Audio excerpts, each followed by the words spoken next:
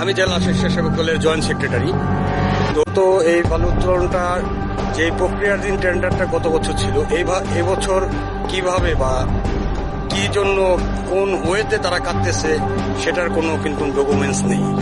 আমরা মনে করি, আমরা সাধারণ যারা আছি এখানে যারা বালুটা উত্তোলন করতেছে এটা অবৈধ।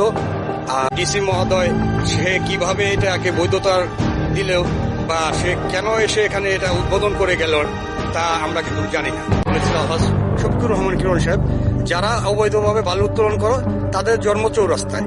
তো আমরা মনে করি তাদের জন্ম চৌরাস্তাই হয়েছে, বাট তাদের মা বাবাকে, তাদের মা বোনকে তারা বিক্রি করতে। যদি শস্যের ভিতরে যদি ভূত থাকে, সেই ভূত তাড়ানো খুব ডিফিকাল্ট ব্যাপার হয়ে দাঁড়ায়। তো সেরকম আমাদেরও প্রশাসন এই অর্থবিত্তর একটা কারণ আছে, সেই কারণে হয়তো বা তারা কোনো কথা মুখ খুলতেছে না, কোনো পদক্ষেপ নিতেছে না।